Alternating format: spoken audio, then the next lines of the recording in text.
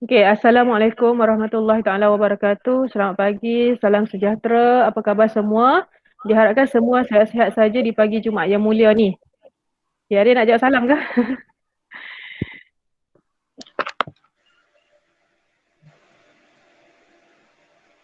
Okey. Kita mulakan kelas kita pada pagi ini dengan bacaan surah penerang hati. Bismillahirrahmanirrahim. Allahumma ta'alaina hikmataka wa ansyur alaina min khazaini rahmatika ya arhamar rahimin. Rabbi syrah li sadri wa yassir li amri wahlul 'uqdatam min lisani yafqahu qawli. Amin amin ya rabbal alamin.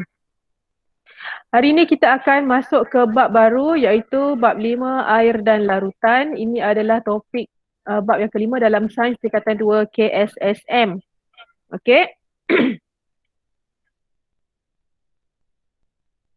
Okey, subtopik yang pertama untuk bab ini adalah subtopik 5.1 sifat fizik dan alkali. So hari ini kita akan mengenal pasti dan membincangkan tentang sifat fizik air. Okey, sifat fizik air adalah air merupakan keperluan asas bagi semua hidupan di bumi. Tanpa air, semua hidupan tidak dapat hidup. Setuju tak? Betul tak? Kalau macam kita sendiri, antara air dengan elektrik, lebih baik ada air daripada tiada elektrik, daripada tiada ada elektrik tapi tak ada air. Air lebih penting, betul tak? Okay. Lebih 70% permukaan bumi dilitupi oleh air. So bayangkan dekat bumi ni bayangkan seluruh permukaan bumi adalah 100% dan 70% daripadanya adalah air. 30% lagi adalah darat, permukaan darat. Okay, air mempunyai ciri-ciri yang unik. Air tulen tidak berwarna, tidak berbau, tiada rasa dan wujud sebagai cecair pada suhu bilik. Suhu bilik ni biasanya pada suhu 27 darjah Celsius. Itu adalah suhu bilik lah. So kebiasaannya pada 27 darjah Celsius ni air dia berada dalam keadaan cecair, bukan pepejal, bukan gas. Okey, kita tengok lagi penerangan tentang sifat fizik air.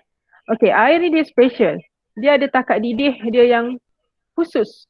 Okey, takat didih dia adalah pada suhu 100 darjah Celsius dan takat beku dia adalah pada 0 darjah Celsius.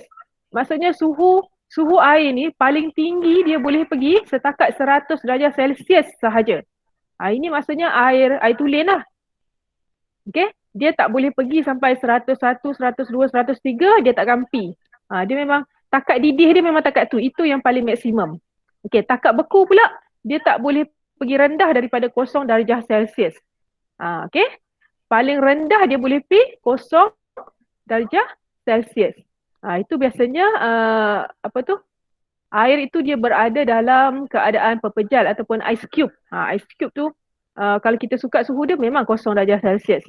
Kalau biasanya kita dengar suhu di bawah 0 iaitu -1, -2, -3, itu bukan suhu air. Itu adalah benda lain. Okey.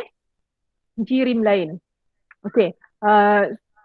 Sifat fizik air lagi adalah tidak berwarna dan ketumpatan dia adalah 1 gram per sentimeter padu. Okey, ingat ya, ketumpatan dia adalah 1 gram per sentimeter padu. Okey, kita tengok ciri-ciri ketegangan permukaan air. Okey, air juga mempunyai tegangan permukaan yang tinggi. Okay, tegangan permukaan ialah daya lekitan antara molekul air di permukaan yang menyebabkan serangga seperti air-ayak dapat terapung di permukaan air. Okey, contohnya macam gambar yang nampak tak mouse saya bergerak-gerak? Kecil sangat kan saya punya mouse error tu. Okey, ini adalah contoh serangga yang bernama air-ayak. So disebabkan oleh tegangan permukaan air tulen ni, so air-ayak dapat terapung di permukaan air.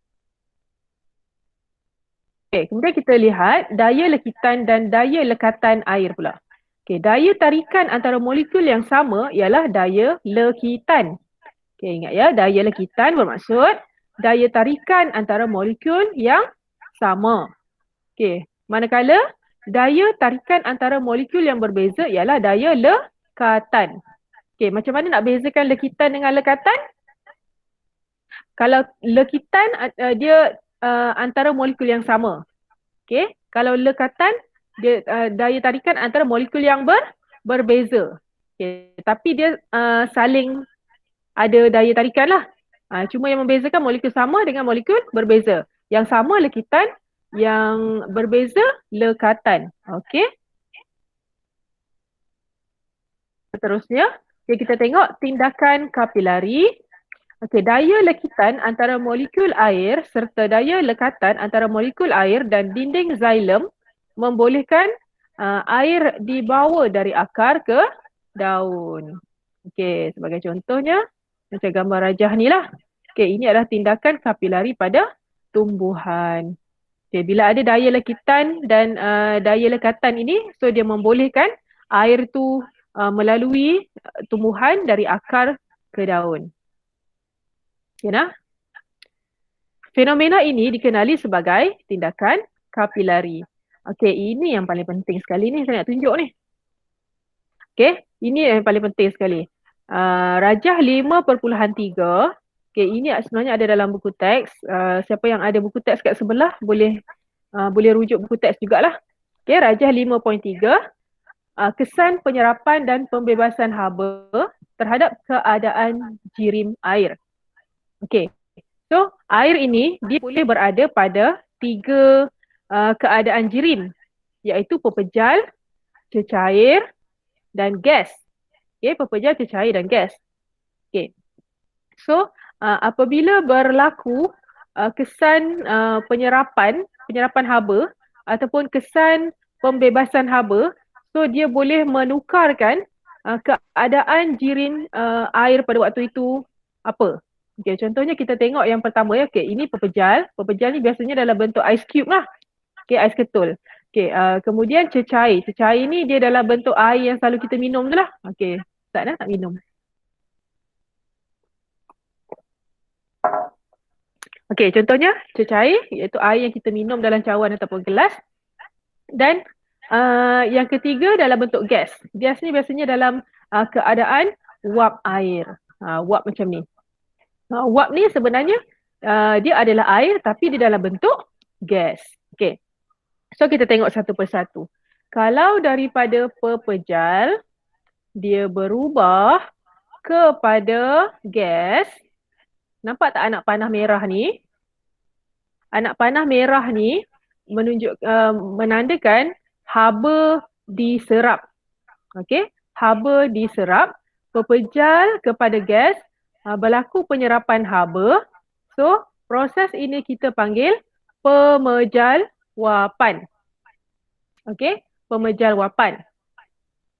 Kemudian, apabila itu pepejal kepada gas. Okey, kemudian pepejal kepada cecair. Okey, pepejal kepada cecair, anak panah merah. So, proses ini kita panggil peleburan. Okey, peleburan. Kemudian cecair dia berubah kepada gas, anak panah merah, cecair, habanya diserap, berubah kepada gas. Proses ini kita namakan penyejatan ataupun pendidihan. Penyejatan ataupun pendidihan. Okey. Sekarang kita tengok pula perubahan keadaan jirim yang melibatkan pembebasan haba pula, iaitu anak panah biru. Okey. Daripada gas bertukar kepada pepejal, gas bertukar kepada pepejal. Ini dinamakan pemejawapan juga. Okey, proses pemejawapan. Kalau daripada gas dia bertukar kepada cecair, itu kita namakan kondensasi, proses kondensasi. Okey, kalau cecair berubah kepada pepejal, Okay, daripada air biasa, dia berubah kepada ais ketul. Itu kita namakan pembekuan. Okay, proses pembekuan. Okay, so ada berapa proses yang kita belajar hari ni? Okay, Luqman. Luqman boleh jawab tak? Ada berapa proses perubahan keadaan jirim yang kita belajar daripada slide ni? Ataupun ada siapa-siapa yang lain nak cuba jawab? Adriana Batrisha ke? Alia ke? Amri? Amri? Oh, Amri. Amri? Hai, dia join Google Meet lepas tu terus lena apa? Ha. Okey, Amri. Ada berapa proses yang saya tunjukkan di sini? On mic tu, lepas tu cakap lah. Berapa proses? Mana Amri?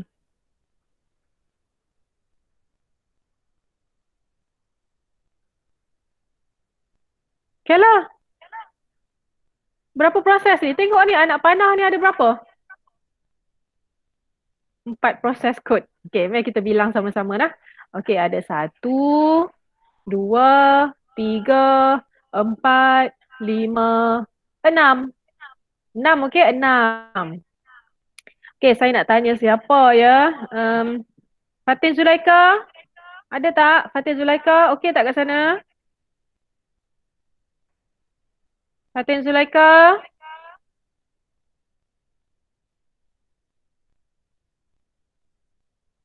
Ya. Okay, Fatin. Kalau daripada cecair berubah kepada pepejal, apa nama proses tu? Cecair kepada pepejal.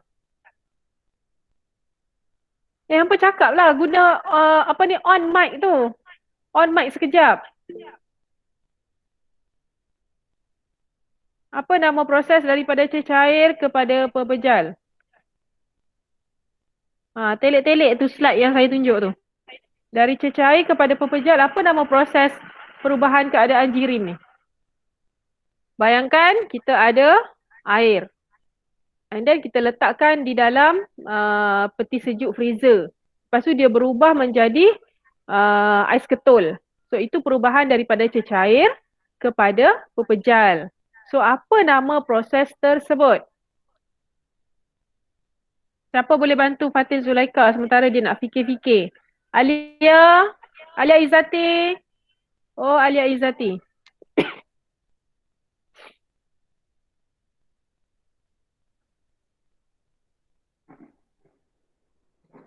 Alia? Ya. Okey. Apa nama proses perubahan jirim tu? Dari cecair kepada pepejal.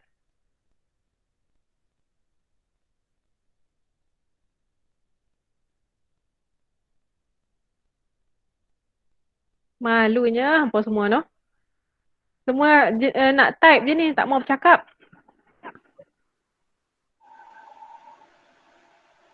Okey, berapa?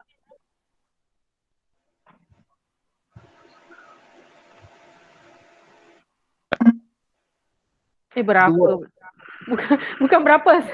Salah. Apa nama proses tu? Daripada pepejal kepada cecair? Okey, Azirah jawab pembekuan. Okey, betul. Bagus Azirah. Okey, good try. Terima kasih. Okey, so boleh tak saya teruskan ke slide seterusnya? Boleh ya? Okey. So kita tengok komposisi air. Komposisi air, air merupakan suatu sebatian yang terdiri daripada oksigen dan hidrogen yang bergabung secara kimia. Okey. So di dalam komposisi air tu sebenarnya ada air tu merupakan sebatian. Okey. Sebatian itu dia menggabungkan dua iaitu oksigen dan hidrogen. Okey, tengok sini.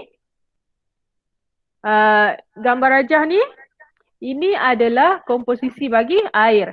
Yang bulat ini dia mewakili oksigen. Bulat pula. Yang merah ini mewakili oksigen, yang kelabu ni mewakili hidrogen. So ada berapa hidrogen kat situ, ada berapa oksigen kat situ untuk membentuk komposisi air.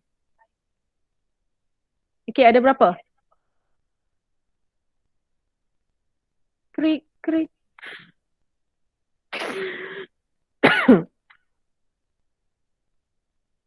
Okey, so oksigen ada 1 dan hidrogen ada 2. Okey, kita boleh tentukan komposisi unsur di dalam molekul air dengan menjalankan elektrolisis. Okey, kalau kita ada kat sekolah sekarang ni, mungkin boleh buat eksperimen untuk menentukan komposisi unsur dalam molekul air lah. Tapi disebabkan kita PDPR, so kita tengok je lah secara go through macam ni je lah nah. Okey, ini antara contoh proses elektrolisis air lah. Okey, di mana semasa elektrolisis dijalankan, gas oksigen dihasilkan di anod, sementara gas hidrogen dihasilkan di katod. Satu molekul air terdiri daripada 2 atom hidrogen dan 1 atom oksigen. Okay, ingat, dalam komposisi air ada 2 hidrogen dan 1 oksigen. Ingat, dalam komposisi air ada 2 hidrogen, 2 atom hidrogen dan 1 atom oksigen. Okey, boleh? Simbol kimia bagi air ialah H2O. H2O. Sebab tadi saya kata hidrogen ada 2 kan? So dekat H tu ada H2O. O tu dia tak letaklah nombor 1 sebab dia single je. Okay, kalau single kita tak letak 1. Kita just letakkan dia huruf dia saja. Dia punya simbol saja.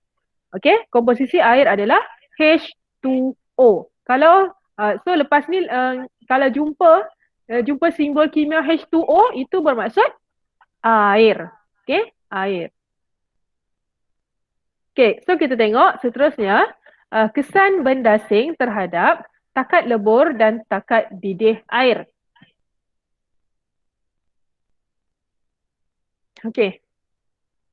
Garam biasa menurunkan takat lebur ais dan menaikkan takat didih air. Okay, daripada air yang tulen tadi, kalau air tulen semata-mata, memang dia punya takat didih dia adalah 100 darjah Celsius dan takat beku dia 0 darjah Celsius. Tapi bila ada kehadiran bendasing di dalam air tulen tersebut, contohnya seperti garam, garam ini boleh menurunkan takat lebur ais dan menaikkan takat didih. Maksudnya bila air dicampurkan dengan garam, so dia punya takat didih bukan setakat 100 darjah Celsius saja, tapi dia boleh pergi lebih lagi. Okay, jelas tak? Okay, kemudian ciri fizikal air yang lain seperti rasa, bau dan warna juga boleh berubah dengan kehadiran bendasing. Okay, sebagai contoh air laut. Air laut berasa masin kerana garam terlarut di dalam air laut. Okay, faham lah? Okay, seterusnya kita tengok penyejatan air. Okey, penyejatan air ialah proses yang berlaku di permukaan air yang menukarkan air kepada wap air. Ingat, penyejatan air dia berlaku di permukaan air. Okey, katakan kita ambil satu mangkuk yang besar. Okey, mangkuk yang besar dan kita letakkan air pada mangkuk tersebut. So proses penyejatan hanya akan berlaku di permukaan air sahaja. Okey, dia akan berlaku di permukaan air saja. Dia tak berlaku dekat bawah-bawah pada peringkat dasar mangkuk tu. Dia hanya penyejatan berlaku di bahagian permukaan saja. Itu beza penyejatan dengan pendidihan. Okey, penyejatan dengan pendidihan ni dia adalah proses menukarkan daripada penyejatan. Daripada cecair kepada gas. Dua-dua daripada cecair kepada gas. Tapi dia punya proses dia yang membezakan adalah penyejatan hanya berlaku di permukaan air. Nanti kita tengok untuk pendidihan pula. Okay, ya, penyejatan air, proses ini boleh berlaku pada sebarang suhu. Okay, pada sebarang suhu. Penyejatan air boleh berlaku pada sebarang suhu. Maksudnya kalau kita, contohnya kita jemur kain. Okay, jemur kain. Kain tu basah kan? Kain tu basah. Kita jemur. Walaupun pada waktu itu hari tak panas. Tapi macam mendung-mendung. Cuma tapi kita masih juga boleh jemur kain dan kain akan kering, cuma dia mengambil masa sedikit lah. Tapi dia still boleh, kain tu masih boleh kering, dan proses ini juga dinamakan penyejatan air. Okay, sebab dia boleh berlaku pada sebarang suhu. Okay, kita tengok proses penyejatan air. Molekul-molekul air di permukaan mempunyai tenaga kinetik yang lebih tinggi, bergerak dengan pantas dan dapat terlepas ke udara. Okey, itu penyejatan. Inilah contoh, dia bagi gambar kat situ kan, kita tengah dia sidai kain, lepas tu dia kepitkan. So bila kita sidai kain tu, lama kelamaan kain-kain yang basah tadi akan kering lah.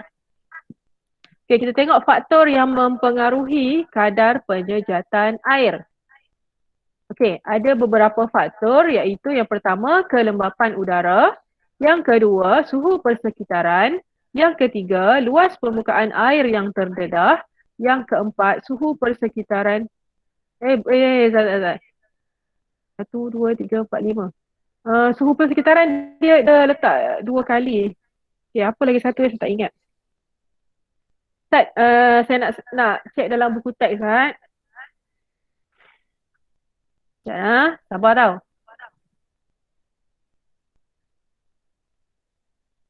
Ada beberapa faktor yang mempengaruhi penyejatan air.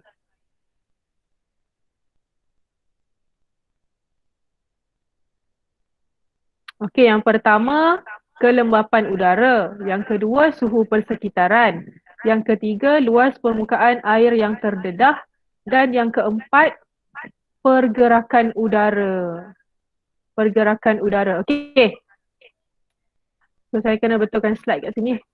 Pergerakan udara. Tak. Pergerakan udara. Okey. So, kelembapan udara, suhu persekitaran, luas permukaan air yang terdedah, dan faktor yang keempat adalah pergerakan udara. Ini sangat penting. Faktor ni kerap kali ditanya dalam peperiksaan. So kena ingat. Okey. Ada 4 faktor: kelembapan udara, suhu persekitaran, luas permukaan air yang terdedah, dan pergerakan udara.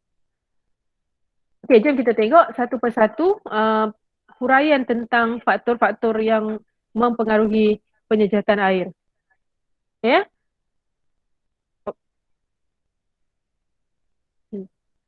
Okey, udara kering mengandungi wap air yang sedikit. Oleh itu, udara kering dapat menampung lebih banyak molekul air yang terlepas dari permukaan air. Okey, so kita bandingkan. Kalau kita ada pada 2 lokasi, lokasi A adalah lokasi A adalah di Malaysia pada musim hujan. Pada waktu tu dia mendung. So dia jemur kain di bawah garaj. Bawah parking kereta lah contoh. Okay, itu lokasi A. Lokasi B pula adalah di padang pasir. Okay, padang pasir. So antara lokasi A dengan lokasi B, yang mana rasa-rasanya kelembapan udara dia lebih tinggi? Okay, mestilah di lokasi A yang tadi, yang di Malaysia musim hujan yang hari mendung-mendung je kan, berbanding dengan B di padang pasir. So faktor kelembapan udara mempengaruhi, di mana jika dia punya kelembapan udara dia rendah, iaitu seperti di padang pasir, so dia lebih cepat menjalani penyejatan air. Okay, kalau kita sidai kain dekat padang pasir, dia akan sekejap saja kering. Okay, kita tengok faktor yang kedua pula iaitu suhu persekitaran. Okay, suhu persekitaran. Apabila suhu persekitaran meningkat, molekul-molekul air di permukaan memperoleh lebih banyak tenaga, bergerak dengan pantas dan mudah terlepas di udara. Okay, jadi kadar penyejatan air meningkat. Okey, suhu persekitaran kita bandingkan dua tempat juga, satu suhu rendah, satu suhu tinggi. Apabila di tempat yang suhu tinggi, lebih cepat dia punya kadar penyejatan. Okey, seterusnya luas permukaan air yang terdedah. Permukaan air yang terdedah yang lebih luas membolehkan lebih banyak molekul air terlepas ke permukaan dan meningkatkan kadar penyejatan air. Okey, contohnya apa contoh yang saya boleh bagi ya? Okey, kalau kita ada satu gelas yang runcing, satu gelas yang runcing dengan satu mangkuk yang lepeh, kita letakkan air. Okey, kemudian kita letakkan gelas dan mangkuk lepeh yang berisi air tadi di bawah tengah hari terik. Okey, kita letak air tu sikit je. Kita letak daripada pagi sampai petang dengan syarat jangan hujan lah. Okey, petang tu cuba kita cek balik. Air di mana, air yang mana yang lebih cepat kering, adakah pada gelas ataupun mangkuk yang lepeh tadi. Okey, so sebenarnya luas permukaan yang lebih besar mempengaruhi. Of course lah, air dalam mangkuk tadi akan lebih cepat menyejat berbanding dengan gelas yang runcing yang tinggi tadi. Okey, faham tak? Sebab mangkuk tadi dia punya permukaan dia luas. Okey, permukaan dia luas. Kalau gelas dia kecil je. Faham tak? Harap faham lah. Okey. Seterusnya pergerakan udara. Okey, pergerakan udara akan membawa wap air di dalam udara ke tempat lain. Okey. Tiupan angin yang kuat menyebabkan udara di atas permukaan air menjadi kering dan menggalakkan penyejatan air. Okey. Contoh lagi, kita nak jemur kain pada waktu malam. Okay, pada waktu malam, so biasanya orang tak jemur kain kat luar kan. Dia jemur kain dekat dalam rumah. Okay, ini emergency lah. Esok nak pakai baju tu. Tapi dah tak sempat nak jemur. So, kita nak jemur lah baju tu. Okay, ada dua helai baju. Okay, baju A dan baju B. Baju A dijemurkan di dalam bilik yang kita tak buka kipas. Okey, baju B pula kita jemurkan di dalam bilik yang kita buka kipas secara maksimum, nombor 5. Okey, so antara baju A dengan baju B yang akan cepat kering, yang mana? Baju A ke baju B? Mana akan lebih cepat kering? Okey, baju mana akan cepat kering? Azirah. Azirah rasa jawapannya apa? Baju A dalam bilik yang tak buka kipas ke ataupun baju B dalam bilik yang buka kipas nombor 5? Boleh jawab tak Azirah?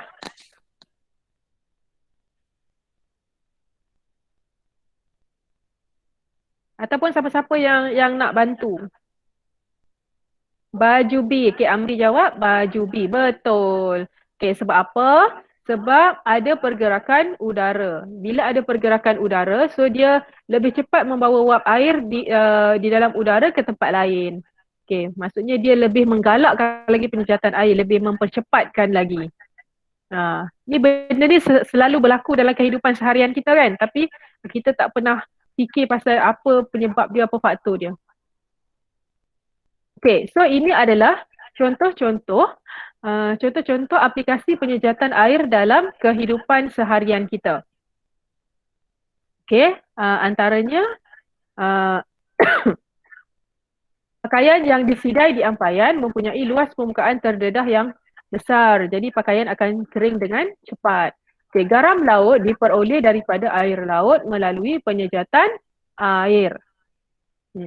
Okay, contoh lagi, makanan laut yang dikeringkan dapat disimpan lebih lama kerana Mikroorganisma tidak dapat hidup tanpa air.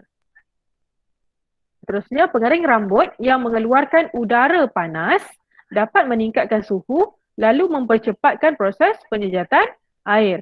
So dalam pengering rambut tu, dia mengaplikasikan dua faktor. Yang pertama, suhu yang tinggi. Yang kedua, pergerakan udara.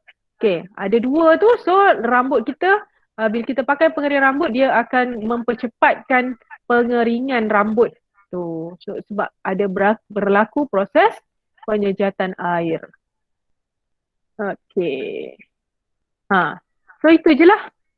Itu je yang saya nak sampaikan dalam subtopik 5.1. Hampa jangan left lagi. Saya nak cerita. Saya nak cerita pasal latihan untuk hari ni lah. Okey. Latihan hari ni.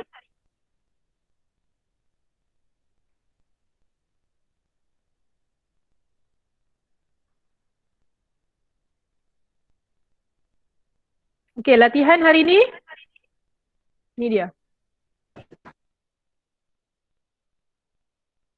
Okey, latihan hari ni salin gambar rajah ni dalam buku nota. Selepas itu, salin gambar rajah ni dalam buku nota dan macam biasa snap gambar dan PM ke nombor saya. Okey, dan saya akan rekodkan kehadiran. Bagi kawan-kawan yang tak dapat join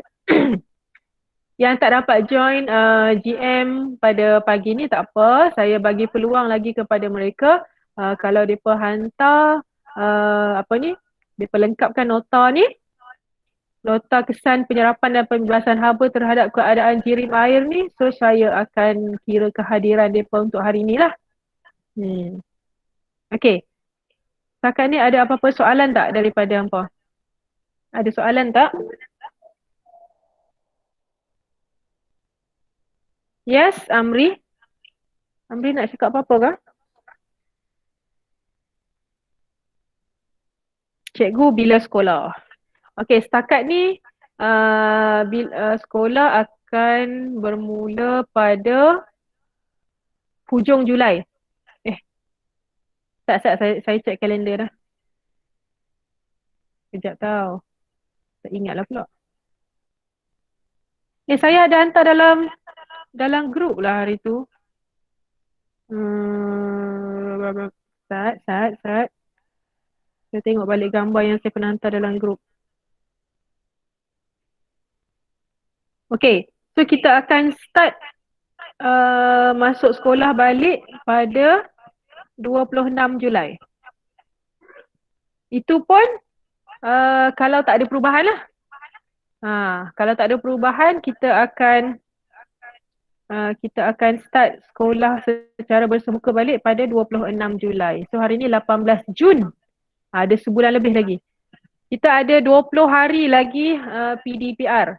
So PDPR ni akan berlangsung selama 25 hari selepas cuti pertengahan tahun. 25 hari. Hari ni hari kelima. So ada 20 hari lagi lah. So harap bersabar. Kuatkan semangat untuk menghadapi PDPR. Sampailah. PDPR ni akan berlangsung sampai 17 Julai. 17 Julai. Lepas tu kita ada cuti pula lagi. Itulah. Nanti boleh semak balik. Okey, yang untuk nota yang nak kena buat ni nanti saya send dalam grup lah. Apa tengok je dalam grup tu. Lepas tu salin dalam buku nota. Dalam buku nota tau. Buku nota ada lagi kan? Ada. Okey, bagus. Okey, kalau apa yang tak tahu Amri? Ada. Okey, salin dalam buku nota. Jangan lupa tulis hari dan tarikh. Tajuk dia nota bab 5.1 sifat fizik air. Okay. Lukisan tu buatlah ikut bakat masing-masing lah nak lukis macam mana.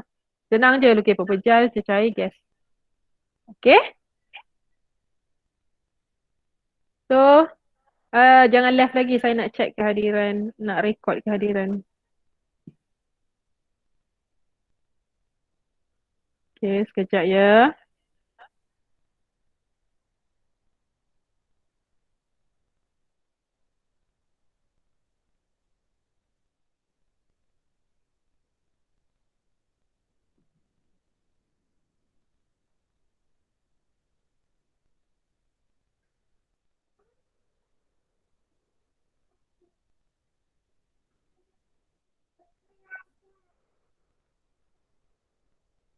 Okey.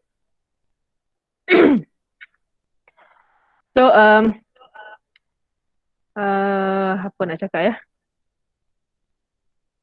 So, ini merupakan kelas terakhir saya bersama 2M dan 2C.